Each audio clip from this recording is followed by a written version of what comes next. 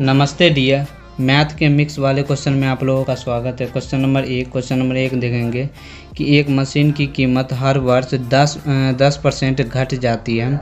तदनुसार यदि उसकी वर्तमान कीमत 50,000 है, तो 2 वर्ष बाद उस मशीन की कीमत कितनी रह जाएगी। ठीक है, अब देखना यहाँ पे उस मशीन का कीमत कितना है, 50,000 उस मशीन का कीमत है। तो हर एक वर्ष 10% घट जाती है, तो यानी 90/100 हो जाएगा। ठीक है, तो ये एक वर्ष में इतना हो जाता है। फिर दूसरे वर्ष में 90/100 हो जाती है, तो यानी ये 2 जीरो से ये 2 जीरो, यानी 4 जीरो, यहाँ से 4 जीरो कट जाएगा। ठीक है, तो यहाँ 9 81, यानी 81 पर कितना हो जाएगा, 9 81 पर 00। ठीक है, उसी तरह आप इसको 5 से हम जब गुना करेंगे तो ये 5, फिर 8 5 40। ठीक है, इस पर 00 आ जाएगा, यानी 40,500 आ जाएगा। यानी आपका ऑप्शन कितना हो जाएगा, 40,500, यानी ऑप्शन सी आपका सही आंसर हो जाएगा क्वेश्चन नंबर 1 का। ठीक है, अब चलते हैं क्वेश्चन नंबर 2 पे। क्वेश्चन नंबर 2 क्या है, अब यहाँ पे देखना। क्वेश्चन नंबर 2 है कि एक पेड़ हर वर्ष अपनी ऊंचाई के 1/8 बराबर बढ़ जाता है। यदि आज उसकी ऊंचाई 64 वर्ष है, तो 2 वर्ष बाद बढ़कर कितनी हो जाएगी। ठीक है, अब देखना कि उसकी ऊंचाई जो अभी जो है ना, ये 64 वर्ष है। ठीक है, अभी और क्या कह रहा है कि 1/8 बराबर भाग जो है बढ़ जाता है। यानी इस पूरे भाग यानी 8 वाले भाग में इसमें 1 की वृद्धि होता है, यानी 9/8 हो जाता है। ठीक है, यानी उसके ऊंचाई के। ठीक है, तो ऊंचाई उसके 64 है।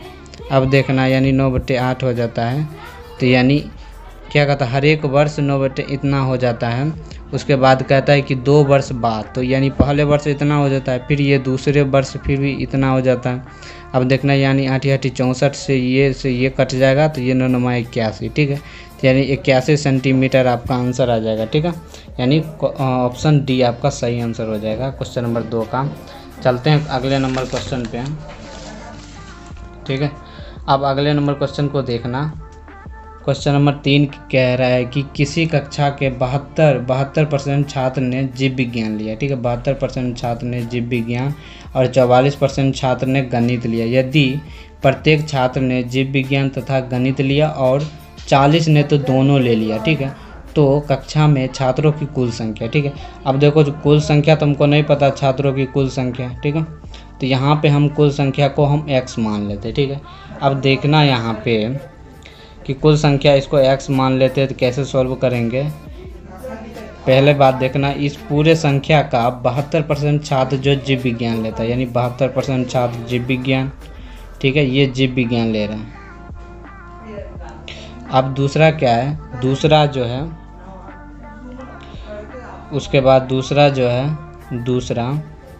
दूसरा गणित कितना ले रहा है। ठीक है, ये गणित कितना ले रहा है, यानी पूरे भाग का 44% भाग जो है वो गणित ले रहा है। ठीक है, तो अब जो देखो, इतना जीव विज्ञान ले रहा है, इतना गणित ले रहा है, और 40 ने तो दोनों ले लिया। ठीक है, 40 दोनों ले लिया, तो क्या करना है, तो यहाँ पे आप देखना है कि करना क्या है। यहाँ पे x/72 x का 72%, फिर इसको जोड़ देना है, फिर ये क्या हो जाएगा, फिर x का 44%/100। अब इसमें से 40 को घटा देना है। क्यों, क्योंकि 40 जो है ना दोनों ले रहा है, यानी 2 बार आ रहा है। कैसे, अब देखना, यहाँ पे मैं समझाने के लिए आपको बता रहा हूँ। ठीक है, अब देखना, इसमें क्या जीव विज्ञान आ रहा है, जीव विज्ञान, और यहाँ पे क्या आ रहा है, गणित। ठीक है, गणित आ रहा है, तो यहाँ पे देखो 40 जो है दोनों ले रहा है। ठीक है, इतना % और ये इतना ले रहा है। ठीक है, अब देखो इसमें से इतना ले रहा है, तो ये 40% आ गया, तो ये 40 जो है ये दोनों में आ रहा है, 40 इसमें भी आ रहा है और इसमें भी आ रहा है। ठीक है, तो यहाँ पे इस दोनों को घटा देंगे तो आंसर सही हो जाएगा। ठीक है, अब देखना कि कैसे करेंगे। अब इसको काटेंगे तो ये कितना आ जाएगा, ये आ जाएगा, ये आ जाएगा 25। फिर इसको काटेंगे तो ये 11 आ जाएगा, ये 25 आ जाएगा, ठीक है। तो अब ये कितना आ जाएगा, ये 18x बट्टे 25 प्लस ये 11x बट्टे 25 माइनस 40, ठीक है। अब ये पूरे जो है ना x के बराबर है, ठीक है। अब ये पूरे संख्या जो है ना वो पूरे x के बराबर है। तो अब यहाँ इसको हम सॉल्व कर देंगे, ये 18x है, ठीक है। अब हम इसको सॉल्व कर देंगे तो यहाँ पे आंसर आ जाएगा, ठीक है, यानी x का मान। अब देखना कैसे करेंगे। अब देखना यहाँ पे 25 है, तो इस दोनों का एलसीएम लेंगे तो कितना आ जाएगा, यानी ये 25 आ जाएगा। तो ये 18x है, फिर प्लस में क्या है 11x। आप 25 को इससे गुना करेंगे तो 25 चौके ये माइनस में कितना आ जाएगा, 25 चौके ये 100, ठीक है। और फिर एक पर एक ऑलरेडी 0 है, यहाँ पर ये x है। अब देखना इसको अब यहाँ पे हम लिखते हैं, ठीक है। तो अब ये क्या हो जाएगा कि ये 18x, ये देखना अब इस दोनों को हम जोड़ देते हैं, ये 18x और ये 11x, ठीक है। अब इस दोनों को जोड़ेंगे तो ये 29x, ठीक है, और ये माइनस 1000। अब ये x है, यहाँ कोनमा कोनमी गुना हो जाएगा तो ये 25x हो जाएगा, ठीक है। अब देखना यहाँ पे ये माइनस का 1000 और ये कितना आ जाएगा, माइनस का 4, ठीक है। जब 25x में से 29x घटेगा तो ये माइनस का आ जाएगा, ये माइनस से ये माइनस कट जाएगा, 4 से इसको काटेंगे तो ये कितना आ जाएगा, x बराबर ये 250 आ जाएगा, ठीक है। यानी इसका आंसर क्या हो जाएगा, यानी कुल छात्र की संख्या 250 है, ठीक है। तो उम्मीद करता है आप समझ गए होंगे इस क्वेश्चन को। चलते हैं क्वेश्चन नंबर 4 पे। क्वेश्चन नंबर 4 देखना, कह रहा है कि यदि किसी राशि पर 3 वर्ष के लिए साधारण ब्याज 225 और उसी राशि पर उसी दर से 2 वर्ष का चक्रवृद्धि ब्याज जो है ना 153 रुपये हैं, तो निवेश किया गया मूलधन, ठीक है। तो यहाँ पर हमको मूलधन पता करना है, ठीक है। तो अब हमको देखना है कि 3 वर्ष का साधारण ब्याज जो है ना, ये 3 वर्ष का ये ऐसा है, ठीक है, ऐसा है, यानी सिंपल इंटरेस्ट साधारण ब्याज। 3 वर्ष का साधारण ब्याज जो है ना वो कितना है, 225 रुपया है। तो 1 वर्ष का साधारण ब्याज क्या निकल जाएगा, 1 वर्ष का ऐसा है कितना निकल जाएगा, तो 225 में 3 से भाग कर देंगे तो 3 से 23, 3 5 15, ठीक है। तो 1 वर्ष का साधारण ब्याज 75 रुपया निकल गया। तो अब हमको देखना है कि जो यहाँ पे क्या है, क्वेश्चन है कि 2 वर्ष का, ठीक है। अब देखना ये 2 वर्ष का चक्रवृद्धि ब्याज कितने दिया है, 2 वर्ष का चक्रवृद्धि ब्याज यानी CI, 2 वर्ष का चक्रवृद्धि ब्याज कितना दिया है, चक्रवृद्धि ब्याज, ठीक है। अब 2 वर्ष का चक्रवृद्धि ब्याज कितना, 153। अब देखना है कि 2 वर्ष का चक्रवृद्धि ब्याज 153 रुपया हो गया। तो अब यहाँ पे 1 वर्ष का साधारण ब्याज है, तो इसको भी हम 2 वर्ष का साधारण ब्याज कर देते हैं, ठीक है। तो यहाँ पे ये 2 वर्ष का SI निकाल लेते हैं। तो यहाँ पर 2 वर्ष का SI कितना निकल जाएगा, यानी 75 गुने 2, ठीक है। तो ये कितना निकल जाएगा, 150 रुपये निकल गया, ठीक है।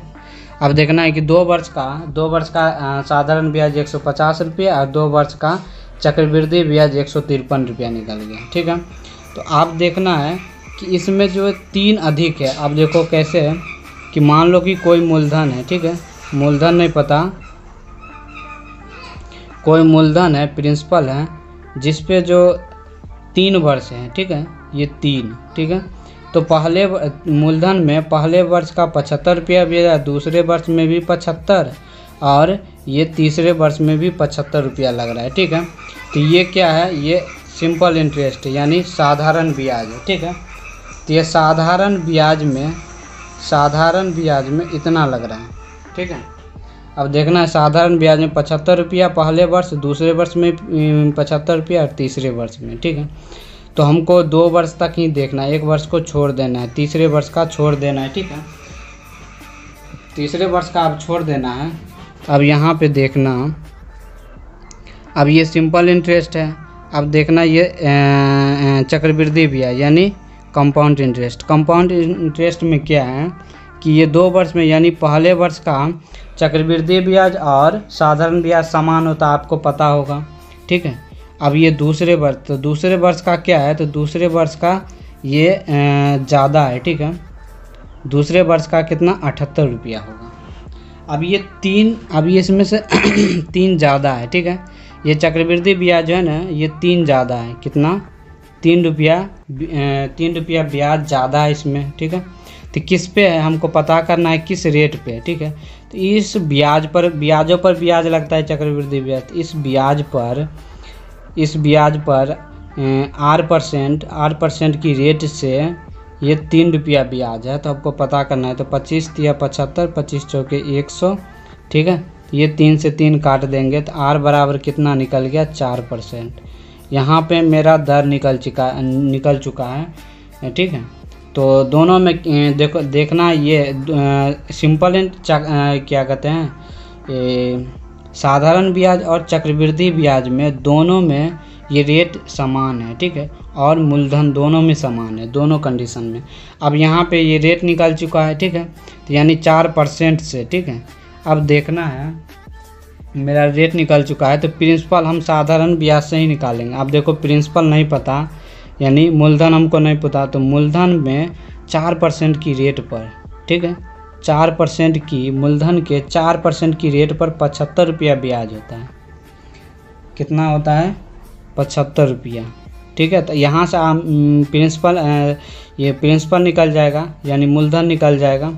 अब देखना इसको काटेंगे तो ये कितना आ जाएगा, ये आ जाएगा 25, ठीक है। तो अब देखना है P बराबर 75 गुने 25।